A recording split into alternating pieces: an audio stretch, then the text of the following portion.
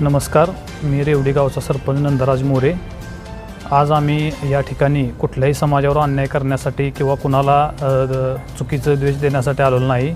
रेवडी गावामध्ये गेली बरेच दिवस कित्येक वर्ष पारधी या लोकांचा खूप भयंकर त्रास होतोय। त्यासाठी आज आम्ही रेवडी ग्रामस्थ सगळे या ठिकाणी जिल्हाधिकारी सातारा येथे कलेक्टर साहेबांना निवेदन देण्यासाठी आलेलो आहोत। तरी कलेक्टर साहेबांना आमची मुख्य मागणी अशी आहे की पारधी कुटुंबाचं तुम्ही लवकरात लवकर पुनर्वसन करावे, ही आमची प्रमुख मागणी आहे। आणि त्यांनी केलेल्या ज्या खोटे गुन्हे दाखल आहेत त्याची शहानिशा करून लवकरात लवकर आमच्या गावाला न्याय द्या, अशी आमची प्रमुख मागणी आहे। नमस्कार, मी ॲडव्होकेट वैभव मोरे, रेवडी गावचा ग्रामस्थ म्हणून या ठिकाणी मी आलेलो कलेक्टर साहेबांना मी निवेदन द्यायला आलेलो आहे। आजचा निवेदनाचा आमचा विषय असा होता की रेवडी गावामध्ये पारधी कुटुंबियांकडून समाजाकडून जो आमच्या लोकांना ग्रामस्थांना त्रास होतो आहे त्याबद्दल आम्ही निवेदन द्यायला इथे आलेलो आहे।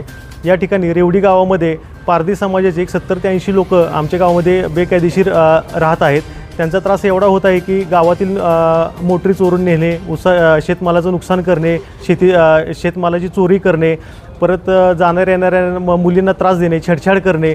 आमच्या इथलं रेवडी गावातलं जे उपकेंद्र आहे, उपकेंद्रामध्ये जाऊन तिथल्या अधिकाऱ्यांना धमकावणे, लोकांना त्रास देणे, अशा प्रकारचे त्रास हे पारधी समाजाकडून आमच्या लोकांना होत आहे। त्यानंतर पारधी समाजाने आमच्या गावचे जे सरपंच आहेत नंदराज मोरे यांच्यावरती खोटा ॲट्रॉसिटीचा गुन्हा त्यांच्यासोबत एक 4 ते 5 लोकांवरती दाखल केलेला आहे।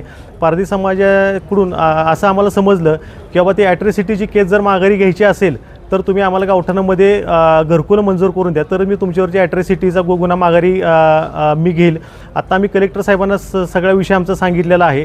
त्यांचं पुनर्वसन इतरत्र दुसऱ्या गावामध्ये करावं आणि आम्हाला यातून मुक्त करावं, अशी आमची आत्ता मी हे केलेली आहे, मागणी केलेली आहे।